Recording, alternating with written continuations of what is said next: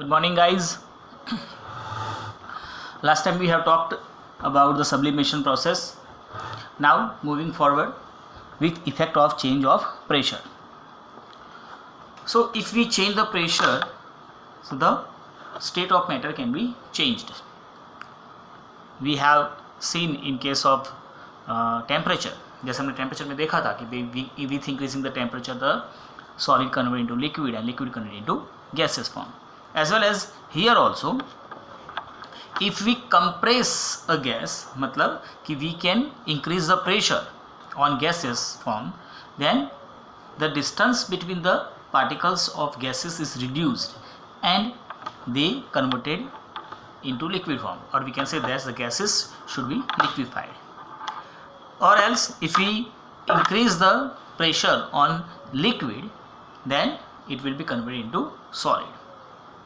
So we can say that by increasing pressure, gaseous states converted into liquid and liquid converted into solid. For example, we have LPG, CNG, oxygen cylinders in hospitals. तो अगर आप LPG की बात करें, liquefied petroleum gas, ये एक ऐसा gas है जिसको हमने लिक्विड में कन्वर्ट किया होता है.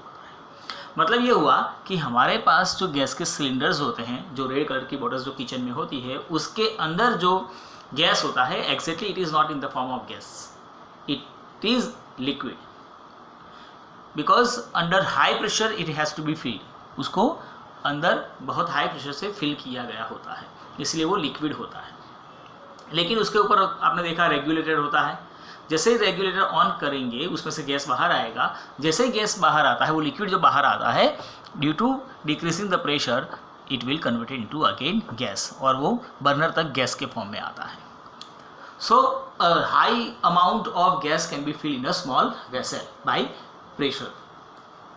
आपने देखा कि आप वो जो सिलेंडर होता है वो 1 या 1.5-2 महीने तक जो है उसमें से गैस निकलता रहता है डिपेंडिंग ओवर यूज़.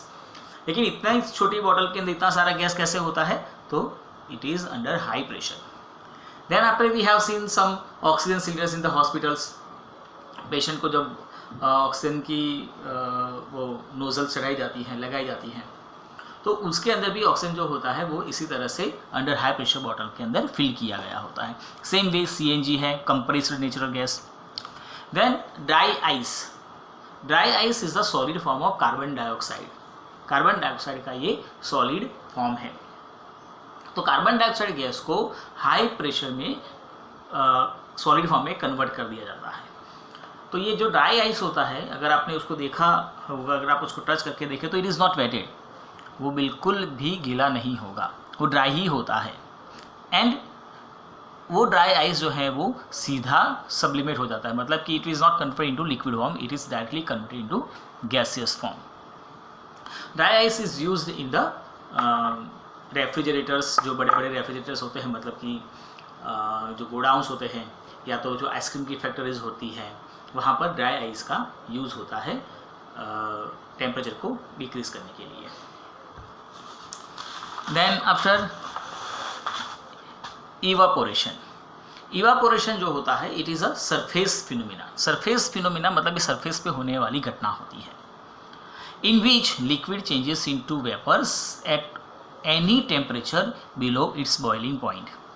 तो यहाँ पर इवापोरेशन में होगा ये कि कोई भी टेम्परेचर के ऊपर लिक्विड जो होता है वो वेपर में कन्वर्ट होता है. नॉर्मली देखा जाए, अगर आप वाटर की बात करें तो पानी को हम उबालेंगे above 100 degree Celsius, then after it is convert into vapour form.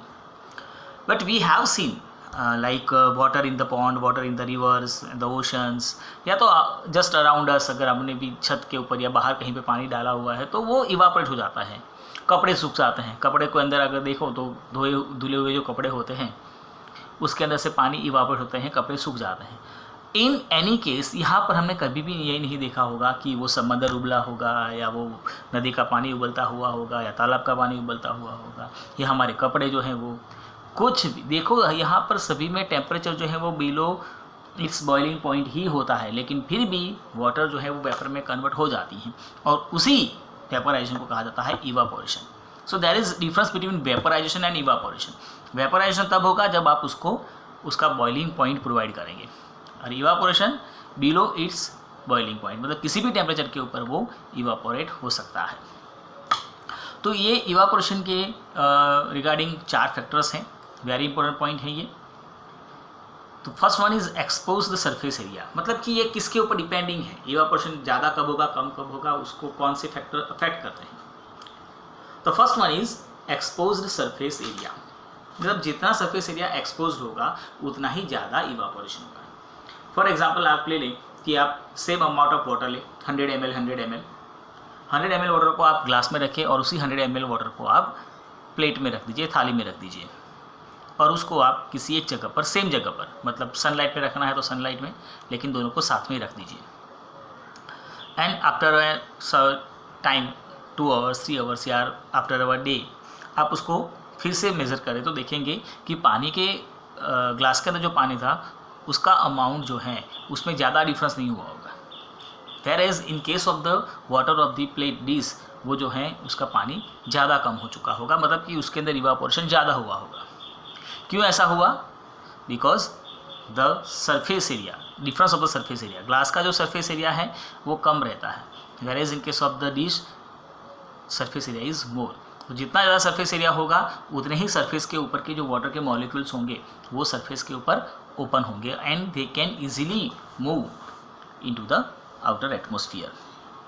सो जितना ज़्यादा सरफेस एरिया उतना ज़्यादा इवापोरेशन। सेकंड है टेम्परेचर, टेम्परेचर जितना ज़्यादा होगा उतना ज़्यादा इवापोरेशन होगा। अब आप देखें कि भाई आपने फिर से ही ऐसे ही एक डिश में पानी ले लीजिए, सेम वेसल में पानी, दोनों डिश में आप पानी ले लीजिए, एक डिश को आप रख दीजिए धूप में और एक डिश को आप रख दीजिए घर के अंदर छाँव में।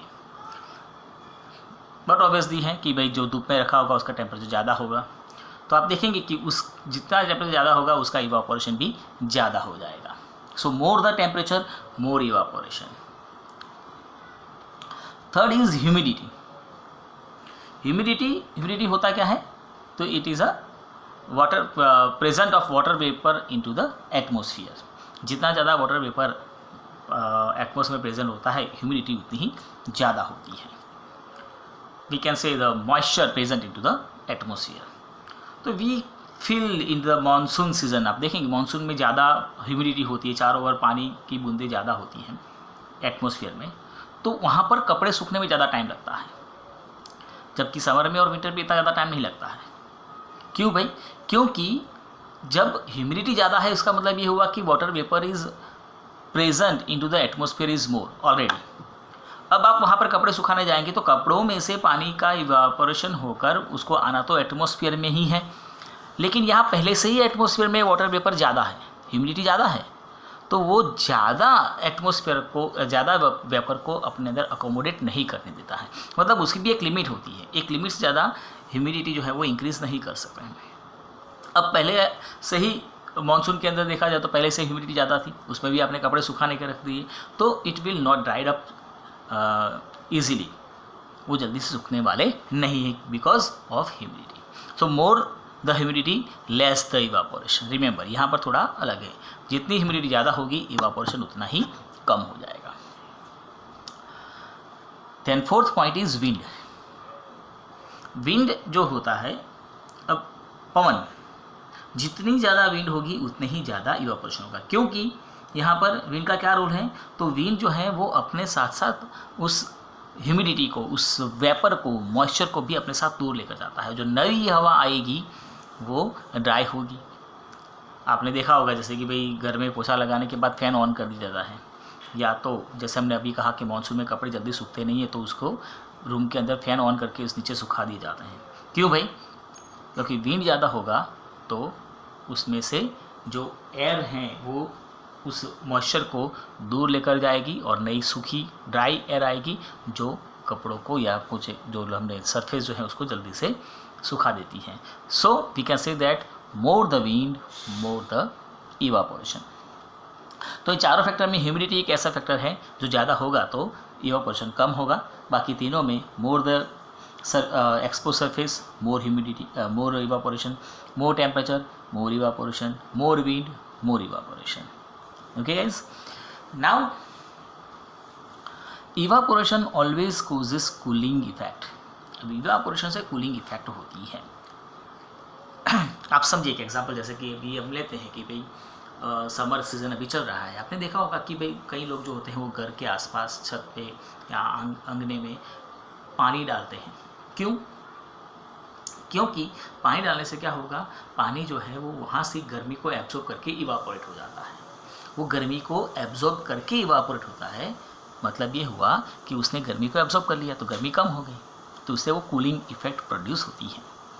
So the cooling caused by evaporation is based on the heat on the fact that when a liquid evaporates, takes latent heat of vaporization from surrounding, which on losing heats gets cool. For example petroleum, हाँ अब आप petrol ले लो, acetone ले लो, अपने हाथ में ले लो तो यू फील एसीटोन, वो नेल पेंट रिमूवर जो होता है वो आपके हाथों में रखोगे तो it feels cooling effect. Alcohol भी है, स्पिरिट जो होता है वो। तो why should they produce cooling effect?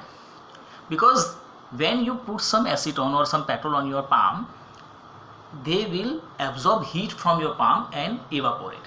So by absorbing heat from the palm, they produce cooling effect. So same ये हमारी एक्सरसाइज में होगा। अर्थन पोट वाला क्वेश्चन भी है कि भाई मटके का पानी जो है वो ठंडा हो जाता है। क्यों? समर में भी, क्योंकि उसकी जो पोर्स होते हैं मटके के अंदर, चारों ओर उसकी वॉल में पोर्स होते हैं, वो पोर्स से थोड़ा थोड़ा पानी बाहर आता है और वो पानी आसपास की हीट को एब्जॉर्ब करके इवापोरेट हो जाता है, जिससे मटके का अंदर का पानी जो है वो ठंडा हो जाता है। वन मोर क्वेश्चन भी, एक ये भी क्वेश्चन है कि भाई समर की सीजन में कॉटन के कपड़े पहनने चाहिए। Why? Because cotton it is good absorber of water. तो कॉटन के कपड़े पहने होंगे तो जो अंदर स्किन के ऊपर जो पसीना आएगा वो पसीने को कॉटन एब्जॉर्ब करके सरफेस के ऊपर लेकर इवापोरेट कर देता है। फिर एक ये भी क्वेश्चन आ सकता है कि भाई जो समर के अंदर जो पसीना होता है वो हमें कूलिंग इफेक्ट प्रोड्यूस करता है, तो वहाँ पर भी यही फिनोमेना काम करता है। जितना पानी सरफेस के ऊपर होगा वो पानी इवापोरेट होगा आसपास में से हीट को एब्जॉर्ब करके, और आपको वो कूलिंग इफेक्ट प्रोड्यूस करता है।